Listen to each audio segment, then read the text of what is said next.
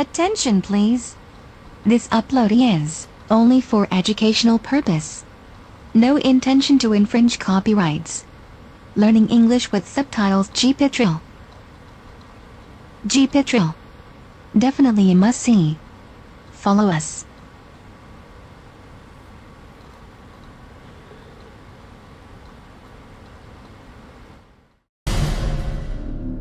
Introducing Monsters and Mysteries. Viewer discretion is advised. People see black shadows and they think that they feel spirits out here. It gets really bad here fast. Bizarre creatures like chupacabras, hellhounds, people disappearing, losing time. My primal brain is saying, "Run, you fool." I was scared to death. This program includes dramatic reenactments based on real eyewitness accounts and contains material which is intended for mature audiences. Some of the situations depicted could be life-threatening. The Badlands. Nature's version of doomsday. Often mistaken for desert, but in the Badlands, there's next to no nutrients, no soil, nothing grows. It's all cracking, eroding rock. The best-known formations are found in South Dakota, but they exist throughout America's Middle West. Desolate, outlying tracts of emptiness, without a living soul for miles. This weird, otherworldly terrain here that's actually more reminiscent of Mars than anywhere else is very, very ancient and lends itself to fantastic stories and fantastic events. The Badlands does seem to be a hotspot for UFOs, strange lights, and just odd phenomenon. In the Badlands, anything does sort of seem possible. Great looming shadows and anything can kind of jump out at you. There's always the possibility somewhere at the back of your mind that something could be lurking out there. In a landscape so crazed, legends thrive about unwary travelers, falling victim to something monstrous and wicked. A skeleton lies on the parched ground. A view of the Devil's Highway. Was he given a package by a man on the train? We found his car by the roadside later that day. The long undulating road cuts through the barren terrain with a mountain range in the background. While cutting through the Badlands is always a tricky proposition, one route is considered worse than all the rest. Some would say, godforsaken. It began innocently enough, just a numerical change along Route 66 on the highway maps. Now, the north-south branch from Colorado to New Mexico would read 666. Just one more 6. But now this isolated stretch of asphalt was marked, destined for the full wrath of God. 666 is the mark of the beast in the New Testament. And that's what scared people off or created a bad connotation about the name. There's many people who feel simply because of the number 666, highways haunted or evil, even possessed. A sign on the side of the road reads, "At the name of Jesus, the devil trembles." I think being called the Devil's Highway, it's probably more because of the incidents that have happened on that highway. The amount of truck crashes and car crashes that have happened on that highway. Despite its reputation, some folks must travel this road. At a truck stop. Truckers like Carl Smith. I didn't really believe in the afterlife or spiritual stuff. I wasn't into all those type of things.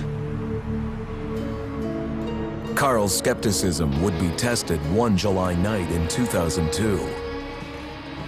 He was headed out of Colorado and thought he'd save time by taking Highway 666.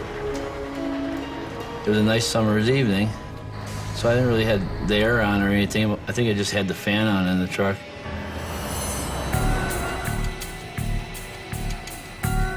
In the Badlands, the highway abruptly changed to steep curves and switchbacks. As you turn the truck, you can see the tail of the trailer. If you cut it too short, you're gonna go down off the side of the road. If you make a mistake, it's gonna probably be your last one. Then, trouble began inside Carl's truck. My truck just got like cold. Like somebody just turned industrial AC on, almost like I drove into a freezer box.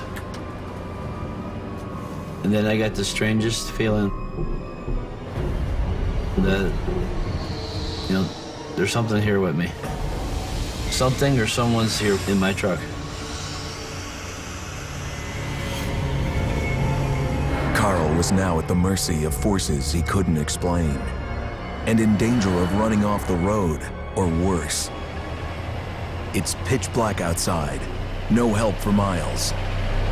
And as we'll see, his run on the Devil's Highway had only just begun.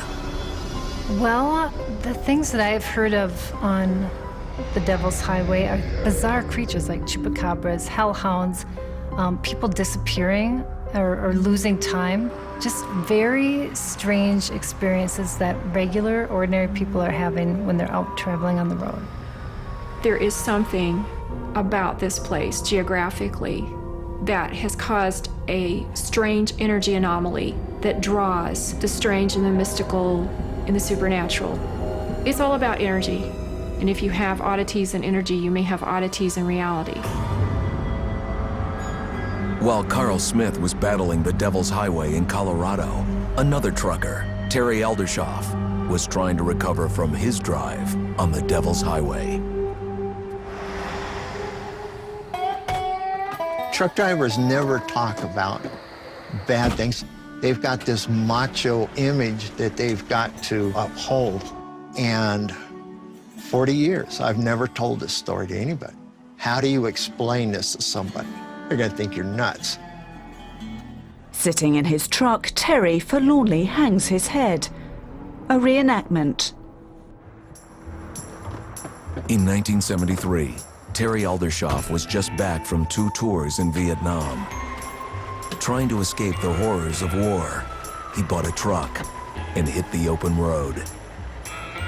Driving through the Badlands was very peaceful. It was quiet. It was therapeutic to me. Escape was what he needed. But one fall day, Terry caught a load out of Safford, Arizona, headed to Denver.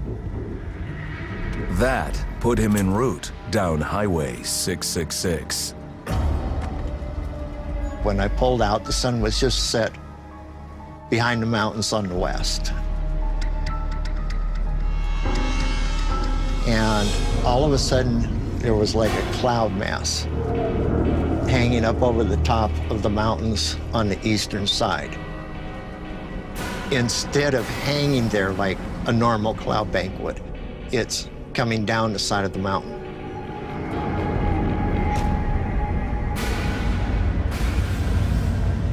So now something's not right, and I know it. I can feel it down deep inside of me. There is something wrong. 2 things run through my mind. Can I outrun it, or should I stop? And I thought, I can outrun it. I can outrun anything. Terry puts pedal to the metal. The faster I went, it stayed right on top of me.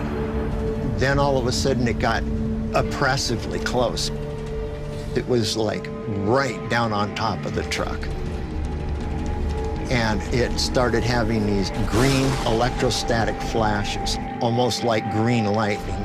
And it was right over the top of me. So I'm trying to see the road, and these green flashes are blinding me. I think, I can get out of this. I can get out of this. And I kept speeding up and speeding up and speeding up. And pretty soon I was doing everything the truck could do, and it still was on top of me. 80,000 pounds of motoring metal flying down asphalt at top speed. Terry Aldershoff's best efforts to break free are going nowhere. I was scared. Now all of a sudden, the Devil's Highway had, it had a meaning.